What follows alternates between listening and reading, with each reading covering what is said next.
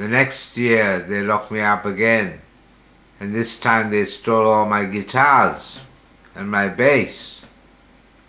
Then they locked me up again. They locked me up the second time. They stole my computer, my new Lenovo computer, and my mobile phone, Samsung mobile phone. The next time they locked me up, they stole my guitars that I'd had for 30 years. My acoustic guitar, my Ibanez acoustic guitar, my Fender bass, my Ibanez electric guitar that I did all my recordings with. They were sabotaging my music career. They stole my percussion instruments.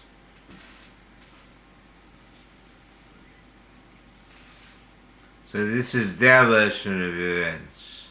22nd of September 2015 to 7th of October. Admission, Princess Alexandra Hospital, West Wing. Readmitted on an ATR issued after home visit by community psychiatrist Dr. Gassimotse in response to complaints made by neighbors who reported Romesh to be verbally intrusive, threatening, walking with a knife in hand, flooding the garden and overflowing neighbor's garden, spitting at neighboring lady's face. I'll explain that. And council and public member concerned about safety of the neighborhood in presence of Romesh. What happened is that I had an argument with Jeff Miller's wife, Heidi Miller, and I told her I was reporting him to the police for making false accusations against me. My voice was probably raised, and I have hypersalivation. So she said that spit was coming out of my mouth. I didn't spit at her. There may have been spray of saliva coming out of my mouth because I was upset and angry that her husband kept getting me locked up.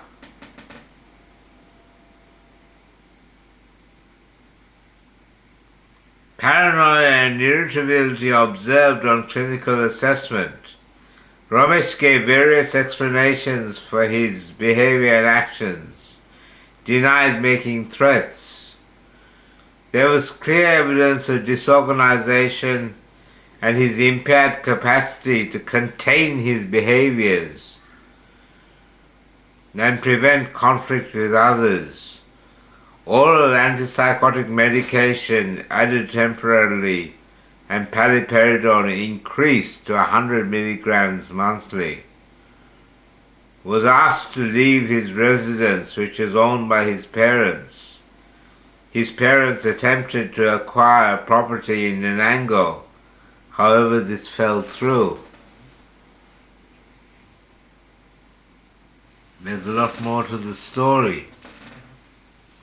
Once I had been locked up, my father sent Justin O'Brien a fax saying that my house had been sold, which was untrue. They tried to sell it. And they emptied my house of all its possessions after stealing my coin collection and stamp collection and other valuables and my work. And they took my possessions. My father and a Tamil guy by the name of Gajan, who had come as a refugee from Sri Lanka, one of my father's stooges. They loaded all my possessions into the back of my father's trailer in broken second-hand boxes. They didn't use a removalist. They loaded everything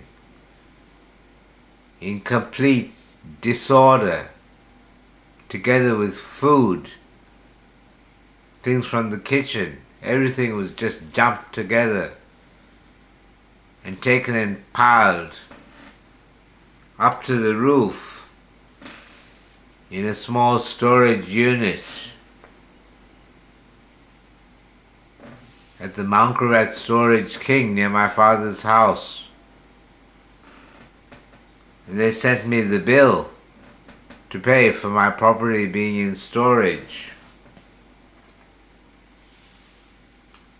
They rendered me homeless.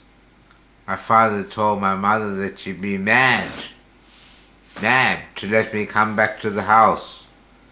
And so did my sister say that she'd be mad to let me come back to my house, even though I had renovated it and my mother had told me I could live here till I died. So I was rendered homeless. And for the last week at PA Hospital, Justin O'Brien told me that he didn't want the hospital used as a hotel. So he was moving me to the psychogeriatric ward. They locked me up with demented elderly people for a week. It was hell. It was hell. Very cruel people. They tried to humiliate me as much as possible.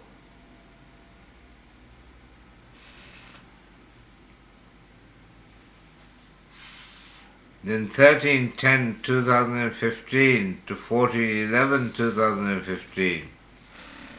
This is shortly after I got out of hospital, 5 days after I was discharged. I was discharged with nowhere to go. I went and stayed with friends. Joe Schilling, who I'd met in the hospital, whose mother was called Kelly Schilling, the same name as the psychiatrist who discharged me. Joe stole some of my musical instruments when he let me stay in his house for 5 days. Then I came home, here, even though I'd been banned from coming back to my house. I came home, and the neighbors had been informed to call the police if I arrived. And that's what happened. Admission to PA Hospital, readmitted on an ATR after reports of behavioral disturbance, accused of verbally threatening father and neighbors when he went to get possessions from mother's property, which had not been approved by his mother, which is forbidden by parents. When he's talking about mother's property, they're talking about this house, my house, that I lived in and renovated. I lived here since 2009. Situational crisis and mild, acute on chronic psychotic exacerbation of schizophrenic illness. They've written schizophrenia illness with cannabis dependence. Depot-paliperidone injection reduced to 100 mg monthly following complaints of side effects, and because he had previously functioned on lower doses when on risperidone depot, again was asked to move out of his residence. However, his mother eventually agreed for Ramesh to return to his residence, reckoned owned by his mother. They keep stressing this, that it's owned by my mother, even though my mother told me that I had a lifetime interest in the property. and that she was leaving it in her will to me. She also sent me a note saying that she was transferring the property over to my name, but my sister and father stopped her.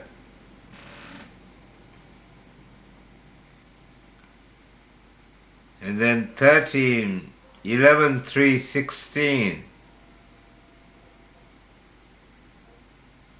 ATR required to ensure depot medication, which is increased back to 100 milligrams monthly.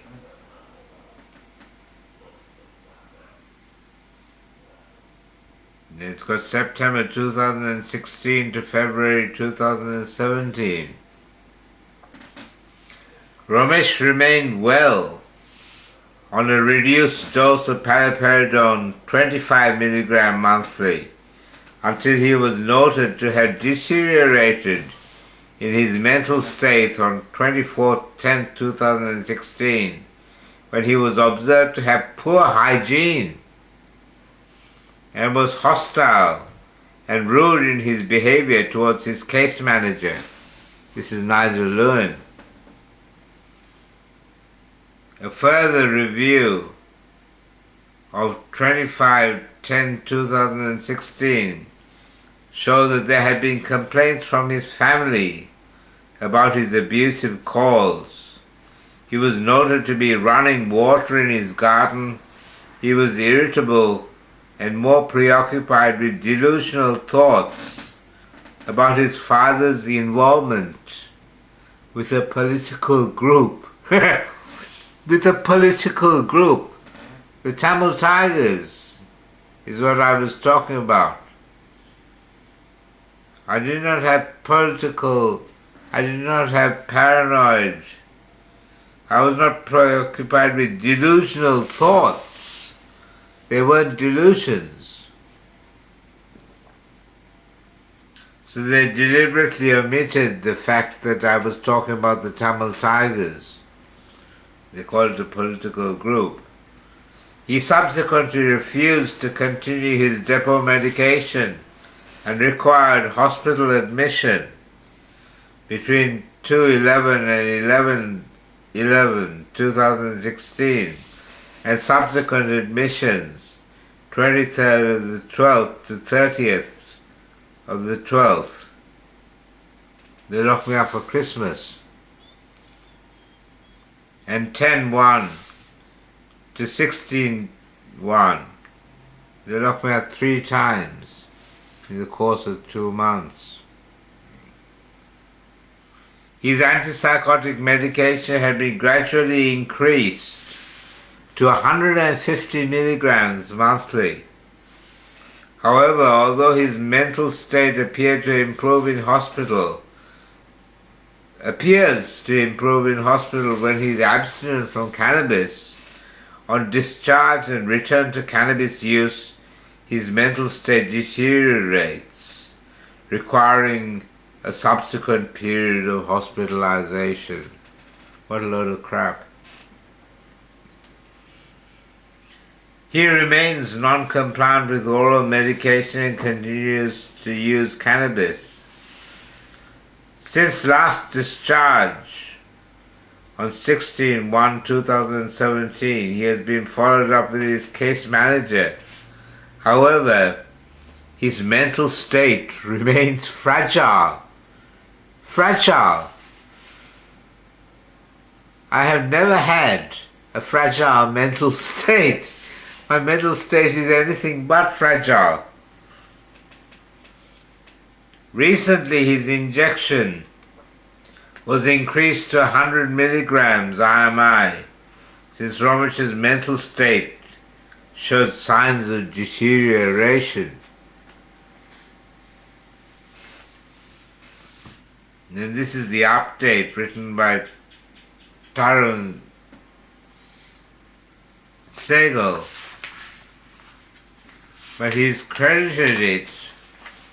It says at the end of it, Nigel Lewin. That is written by Nigel Lewin. I asked Nigel Lewin about it, and he said he didn't write it. So I said, why did they say that you did? That it was prepared by Nigel Lewin. And he said, well, they must have not wanted to put their name to it. That's very dishonest.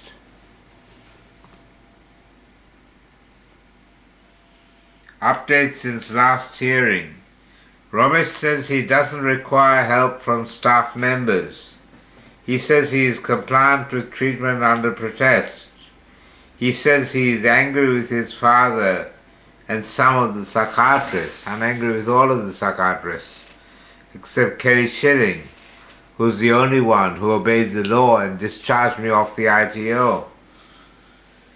He uploads personal information and information about the treating team on social media to name and shame them. He was informed he doesn't have consent from the treating team and was asked to take down such information on 5/3.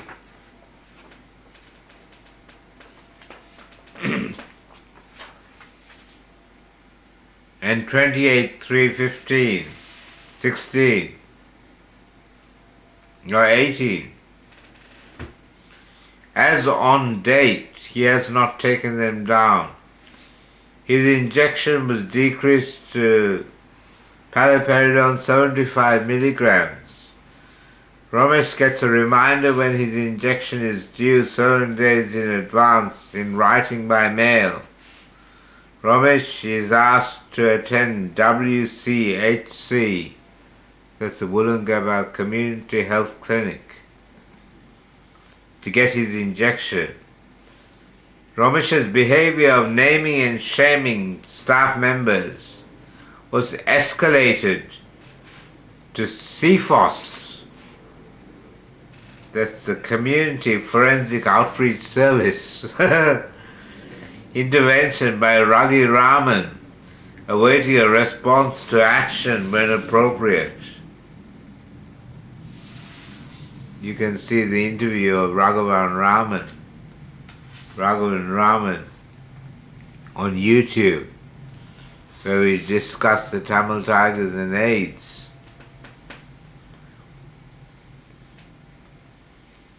And then it says last medical review, Dr. Taran Sehgal, on 18th February 2019. This is Sehgal's amendment to the report. He feels he is doing better with the reduction of the dose. He reported sedation from it lasting for the first 4 to 5 days each time after the depot.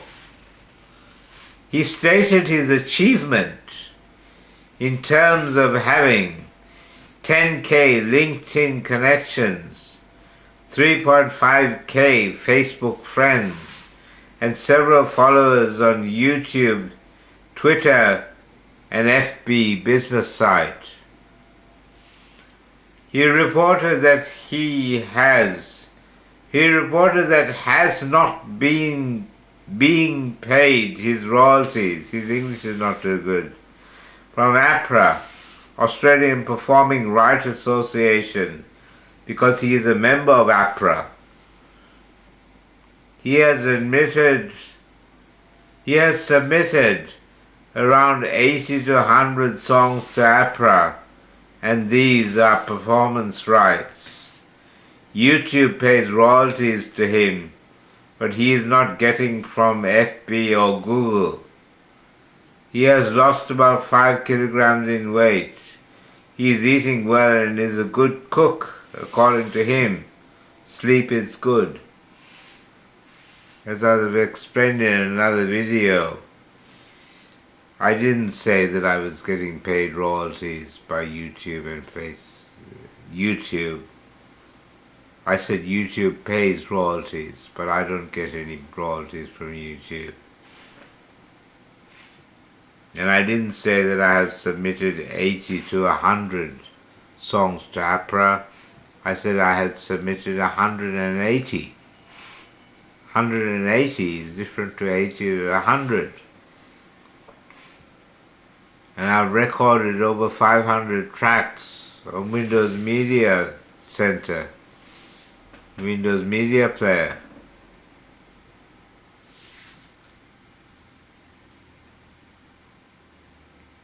Sleep is good. He has never had problem with sleep unless when he had viral meningitis at 23 years old. At present, no issues with his neighbors. The only problem is that being harassed by the hospital, in quotes. No admission since January 2017. Denies any concerns at present. He reported that the main issue was that he went against his father and it caused the problem. He believed that his father was a key organizer, cheerleader. I think he means a cheerleader, but I didn't say that my father was a cheerleader. I said he was a propagandist and lobbyist for the Tamil Tigers. He opposed to Tamil Tigers and his father discredited and dispossessed him, since his father caused the problem from him. Since then, his father caused the problem for him. He was a family doctor until 2003, but because of his father, he has not been able to get back to same job. See, his English is terrible. Firstly, I don't want to go back to my old job. I'm very happy with the work that I do now. And secondly, it wasn't because of my father that I lost my ability to earn a living as a doctor. It was due to Paul Schneider. Paul Schneider at the PA hospital, who wrote to the medical board in 2002, and they took disciplinary action against me. Disciplinary action. In the Medical Practitioners Tribunal, I think it was called. It's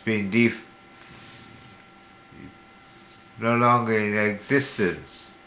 Neither is the Medical Board of Queensland.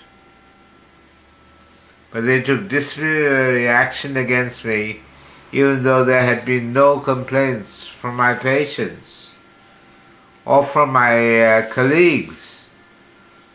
They took disciplinary action because I refused to agree that I was mentally ill.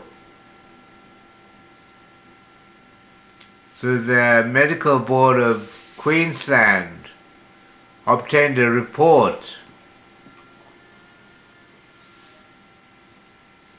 from Professor Bruce Singh, which was sent up by his son, Shel Singh, who's a lawyer, saying that I had personality disorder, a paranoid personality. Bruce Singh was appointed to write a medical report for the Medical Board of Victoria at the University of Melbourne. And he worked at the Royal Melbourne Hospital, and that's where Daniel Varghese trained, at the Royal Melbourne Hospital.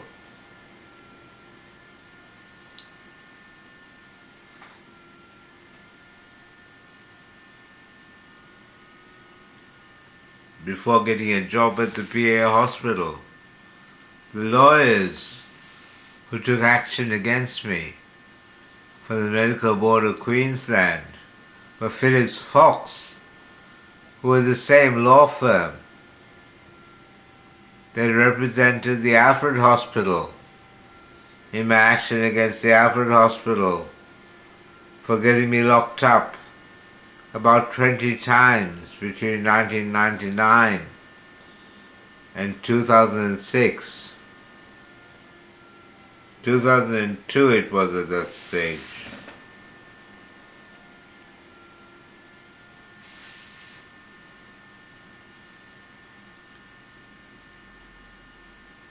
So he wrote, the interview had themes around ongoing discussion on disagreements related to diagnosis, need to take medication, inappropriate treatment by psychiatric services, including negligence by MH services, mental health services. He did not talk about his cannabis use in the appointment. He admitted to ongoing cannabis use in his last appointment. The interview had themes around ongoing discussion on disagreements relating to diagnosis. I said, I don't have schizophrenia. I've never had hallucinations, and I don't have delusions either.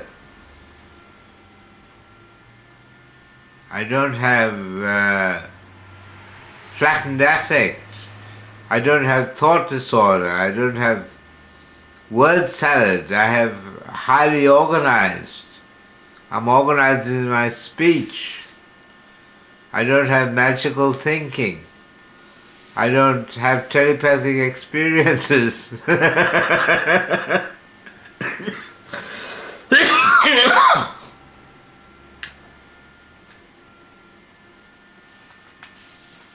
As you can see,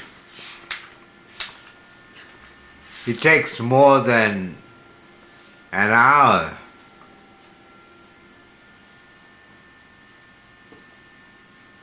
to refute the character assassination, and I'm still on the brief history of mental illness. No, I think it's still on the brief history of mental illness.